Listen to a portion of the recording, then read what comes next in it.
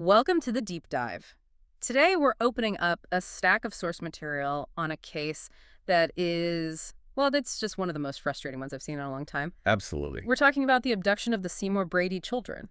And it's this really stunning intersection of, forensic premeditation, this profound religious delusion, and just the immediate failure of our domestic emergency systems. The very systems we all rely on.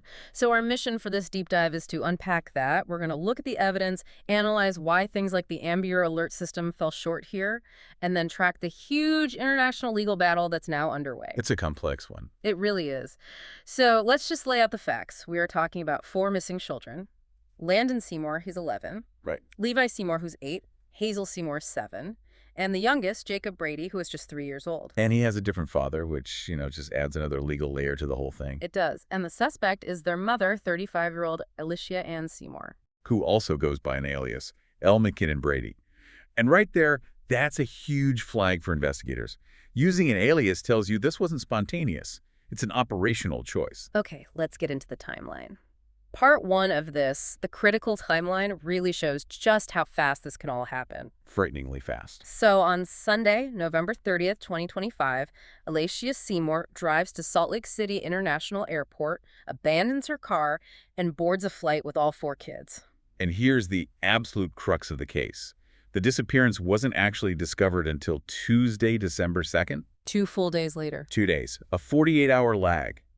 That is the single most critical variable in this entire investigation. 48 hours is an eternity in any case, but why is that gap so devastating when you're talking about an international abduction? Because it completely neutralizes our domestic tools. Yeah. I mean, think about it.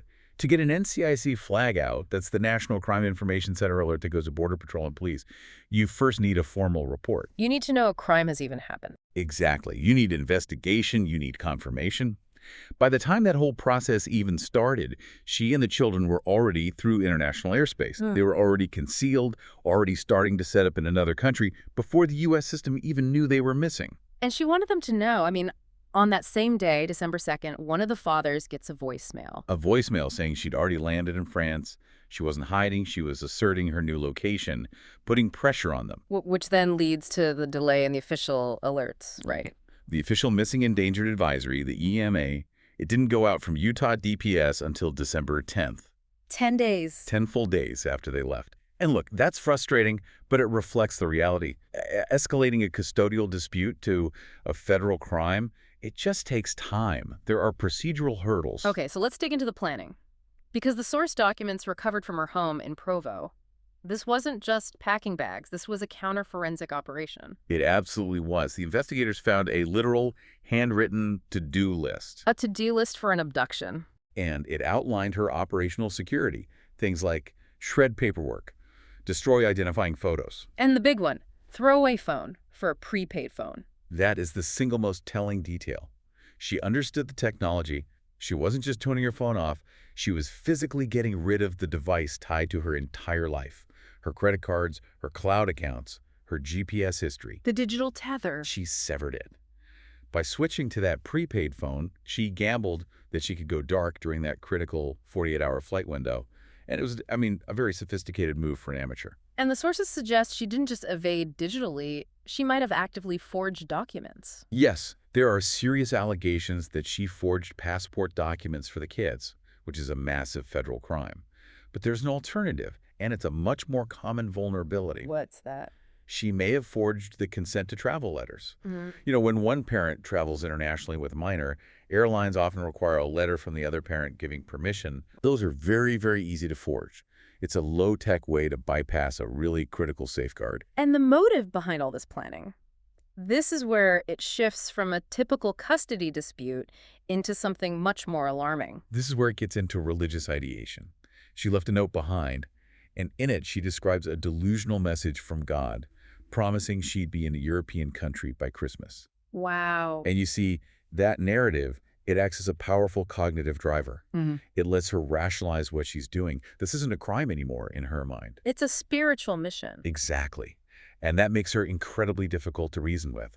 She believes she's acting on a divine command, which trumps any earthly law. Which brings us to the alert systems. I think this is where a lot of people listening get really frustrated. 4 kids taken across borders. Why wasn't this a full Amber Alert? Why just an endangered missing advisory? It all comes down to the incredibly high legal bar for an Amber Alert.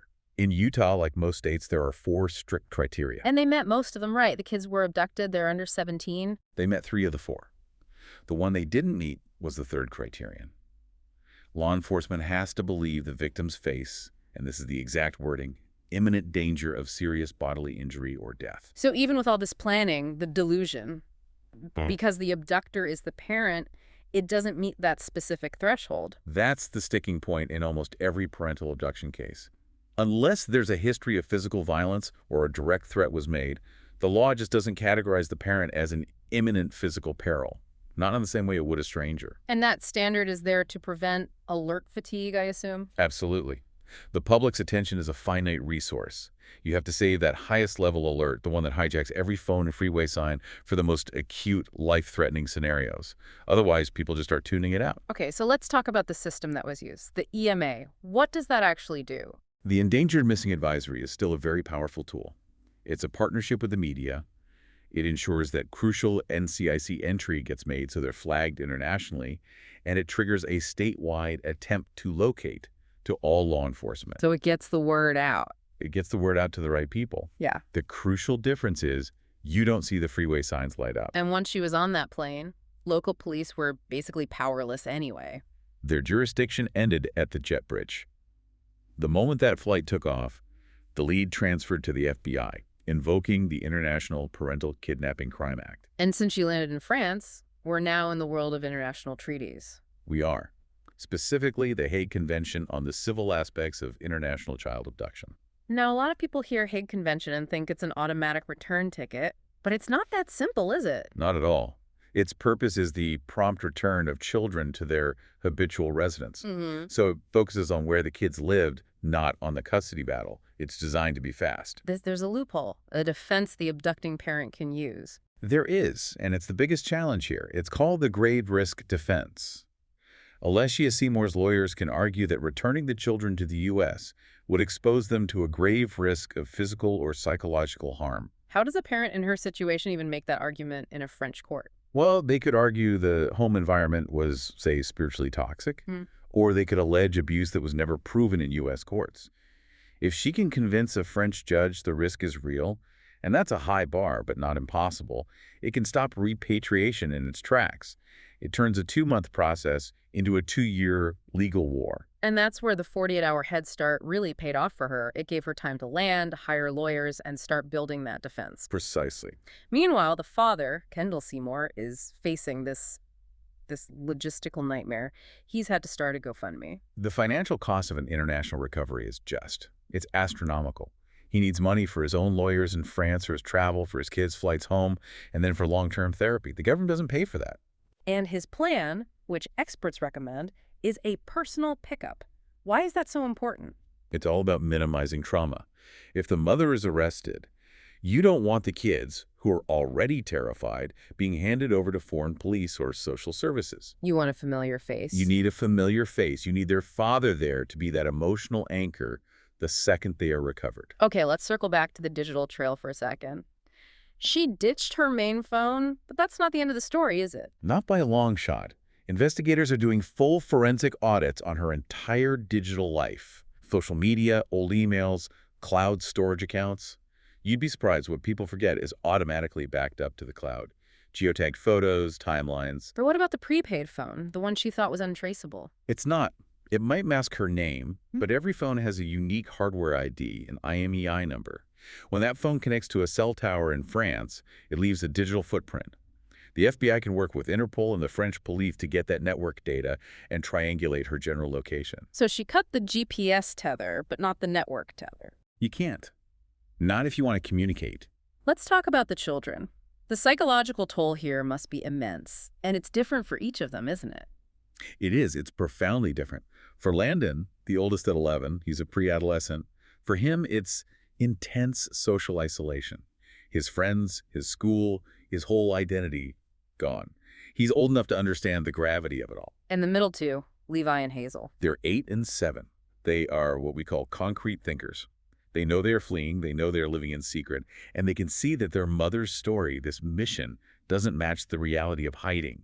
That creates a huge amount of confusion and anxiety. And then there's Jacob, the 3-year-old. For him, it's the risk of severe attachment disruption. For a toddler, that kind of instability, the sudden move, the stress he's feeling from his primary caregiver, it can have the most profound impact on his emotional security long term. The father said something heartbreaking in one of the sources, that he hoped the children still think they're on a vacation. It's just a tragic hope.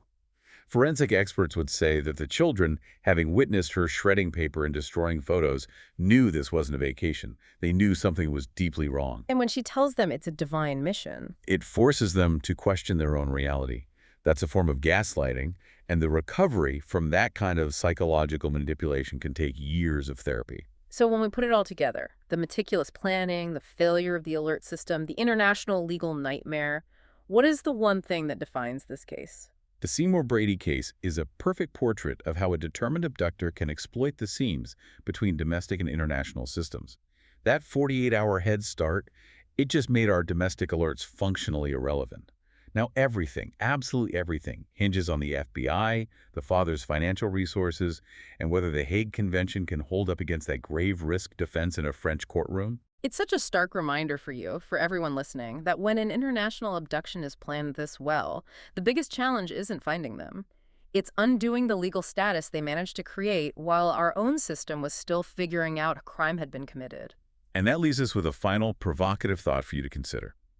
If an abducting parent who genuinely believes they are on a divine mission successfully argues in a foreign court that returning the kids would cause grave risk of spiritual harm, a type of harm our legal system can't really quantify, how should the international community balance that parent's delusional but fervent belief against a child's fundamental right to stability?